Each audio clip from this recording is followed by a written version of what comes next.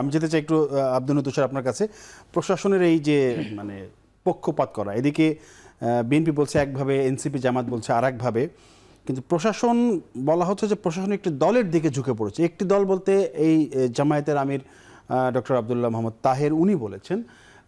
একটি দল বলতে আসলে বিএনপিকেই বোঝানো হচ্ছে। মানে এই অভিযোগগুলো কেন আসতেছে? প্রশাসন কেন একটি দলের দিকে ঝুঁকে পড়বে? যে নির্বাচন, একটা চমৎকার নির্বাচন দেওয়ার জন্য ডক্টর মোহাম্মদ ইউনূস সরকার একদম বদ্ধপরিকর, যে আশা আকাঙ্ক্ষা তিনি দেখিয়েছেন যে বিশ্ব তাকিয়ে থাকবে একটি নির্বাচন দেখার জন্য, সেই জায়গায় এত তাড়াতাড়ি এত অভিযোগ কেন আসছে? আপনি যৌক্তিকভাবে পুরো বিষয়টাকে বোঝার চেষ্টা করবেন। জি। প্রশাসন একদিকে যদি হেলে পড়ে, তাহলে প্রশাসন কার অধীনে, কে পরিচালনা করছেন? ডক্টর মোহাম্মদ ইউনূস এবং নির্বাচনকালীন সময়ে কিছু সময়ের জন্য নির্বাচন কমিশন। ডক্টর মোহাম্মদ ইউনূস কি তাহলে একদিকে হেলে পড়েছেন? এরা সেটা বলতে চায়। আমরা এই উপদেষ্টাদের সাক্ষাৎকারে এবং বিভিন্ন সময় বলতে শুনেছি যে ডক্টর মোহাম্মদ ইউনূসকে তারাই প্রধান উপদেষ্টা বানিয়েছেন। তারা এমন কথা বলেছেন যে সেনাপ্রধান আপত্তি জানিয়েছিলেন, তারাই নাকি জোরপূর্বক এটি করেছেন। শুধু তাই না, তারা বলেছেন 4 তারিখে তারা টেলিফোনে নাহিদ ইসলাম প্রধান উপদেষ্টার সঙ্গে কথা বলেছেন। যাকে তারা বেছে নিলেন তিনি হেলে পড়ে গেলেন। তার মানে চিন্তা করেন, সব কিছু তাদের দিকে হতে হবে, তাদের দিকে না হইলেই সেটা অন্য দিকে হেলে গিয়েছে। আপনি যদি মাঝখানেও সোজা হয়ে দাঁড়িয়ে থাকেন, তারা দেখবে আপনি হেলে গিয়েছেন। আপনি যদি চোখে হেলে থাকতে দেখেন, সেটা আপনার চোখের প্রবলেম, সেটা যিনি আছেন তার প্রবলেম না। তারা যদি এটাই মনে করেন যে ডক্টর মোহাম্মদ ইউনূস হেলে গিয়েছেন, তাহলেই কেবলমাত্র এটা বলা সম্ভব যে প্রশাসন হেলে গিয়েছে।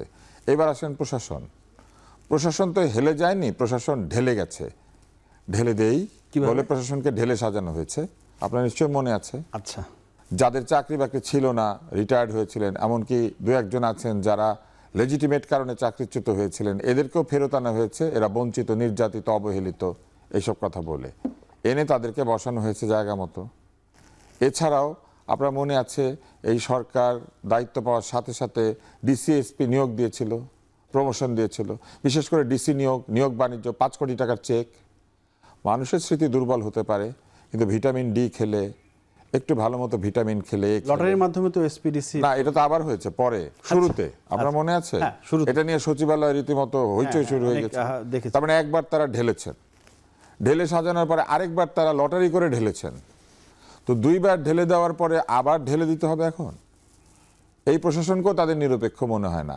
প্রশাসন সিলেক্টিভ হলেও নিরপেক্ষ না, প্রশাসন দৈব চয়নের ভিত্তিতে লটারি করে হলেও নিরপেক্ষ না। তার মানে তাদেরকে জিজ্ঞাসা করে করে লোক বসালে কেবল এটা নিরপেক্ষ হবে। তো সেটা কি সম্ভব? সেটা সম্ভব না। এরপরে তারা কি বলেছেন? প্রশাসন হেলে গিয়েছে। কি কারণে হেলে যাওয়ার উদাহরণ কি? হেলে যাওয়ার উদাহরণ হচ্ছে 2-1 জন সমন্বয়ক অথবা 2-1 জন ছাত্রনেতা, তাদেরকে পুলিশ বিভিন্ন কারণে কয়েক ঘন্টার জন্য থানায় নিয়েছিল। এটা কি হেলে পড়া? নাকি থানায় ঢুকে পুলিশকে ধমকানো সেইটা একটা ভুল বা অন্যায়? তারা গত 15-16 মাসে কোনো অন্যায় কর্মকাণ্ডের প্রতিবাদ করেছেন? রাস্তায় রাস্তায় মব হয়েছে, আপনি দেখেছেন এনসিপি বা এই জোটভুক্ত দলগুলি মবের বিরুদ্ধে কোনো কথা বলেছে? রাস্তায় রাস্তায় শিক্ষক, জ্ঞানীগুণী লোকজন, সম্মানিত লোকজন, বয়োজ্যেষ্ঠ লোকজন, মামলা হলে মামলা হবে, নিয়ম অনুযায়ী তারা কারাগারে যাবেন। জুতার মালা ঝুলানো, অপমান করা, নানান ধরনের কুৎসিত গালিগালাজ করা, এইগুলি তো আইনসঙ্গত না। এই যে জায়গায় জায়গায় আইন ভঙ্গ করা হয়েছে, এইগুলিকে হালাল করে দিয়ে তারা এগুলোর পক্ষে দাঁড়িয়েছেন, কোথাও তারা সমালোচনা করেছেন।